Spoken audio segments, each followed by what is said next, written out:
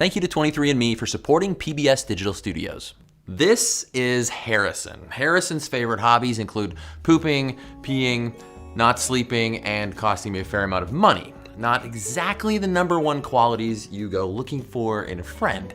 Yet I knew that he was the world's most perfect human the instant that I laid eyes on him. I knew that I'd give up everything for him, even my life, without hesitation. And all that, even though just a few months ago, we'd never even met. The reason why? Evolution, of course. Staying alive long enough to have healthy offspring and getting our traits from one generation to the next is how we win the big picture game of evolution.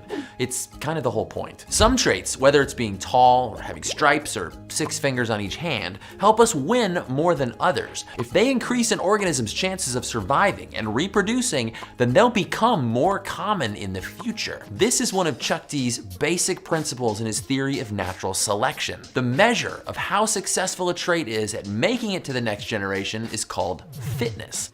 A trait that's more likely to be passed on has higher fitness compared to one that's less likely to be passed on.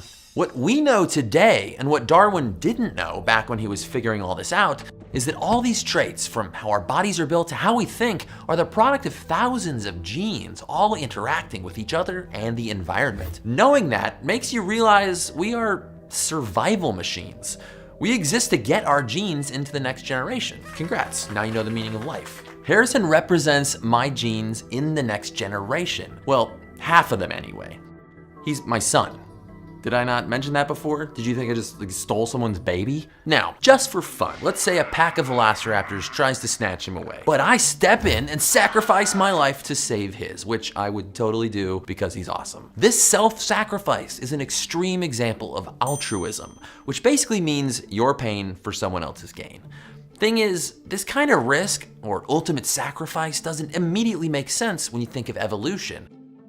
If I become velociraptor food, my future chances of reproducing are now 0 because I'm dead. So why would I give up 100% of my genes, the ones in my body, to save just half of them, the ones he carries? It might seem like a really bad exchange on my part, but it actually makes sense, and some pretty basic math can help explain why. Whether an act of altruism is worth it depends on the relationship between the two parties involved. The biologist W.D. Hamilton actually came up with an equation for this. It factors in the cost to you, C, the benefit to the other individual, B, and how closely related the two of you are, R.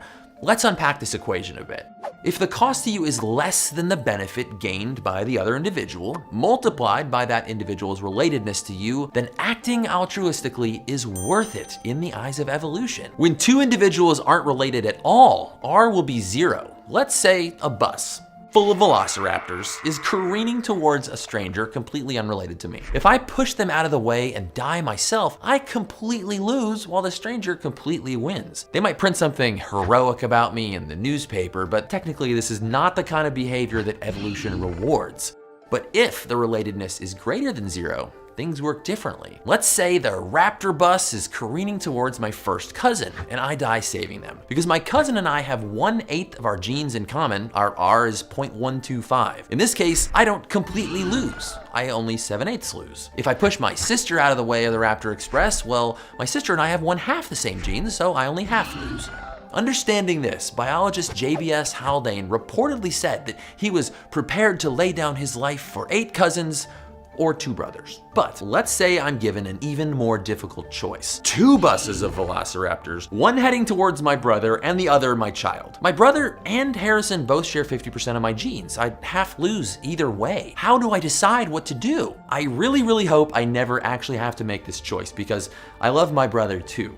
But I suspect most parents would save their kid first, and evolution has a good reason for that. Because Harrison is a tiny baby with his whole life ahead of him, and my brother and I are adults, Harrison has the greatest reproductive potential among us. That's a fancy way of saying Harrison is likely to have more children from this point on than either my brother or I will. This is where we see the influence of genes through generations. Each one of Harrison's future offspring will share about 25% of my genes. If he has just 2 kids, I break even on my sacrifice. And if he has more than that, or if any of his kids have kids of their own, I'd actually be ahead. All these potential grandchildren and great-grandchildren mean sacrificing myself for my child is a better decision for the future of my genes than by letting my child die. Which I would never let happen, okay, buddy? Daddy promises.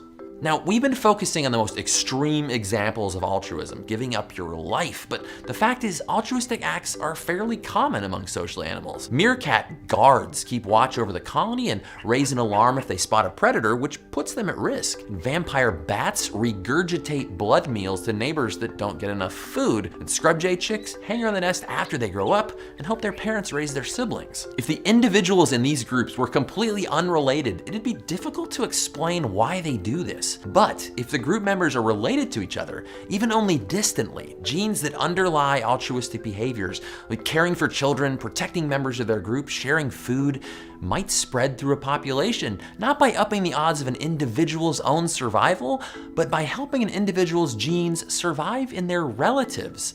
It's a mechanism known as kin selection. Kin selection can help us understand how complex human behaviors might have evolved. Of course, none of us sit there and run equations in our head to decide if it's worth helping the people we care about. And we can't trace emotions as complex as love or kindness directly to a gene or two.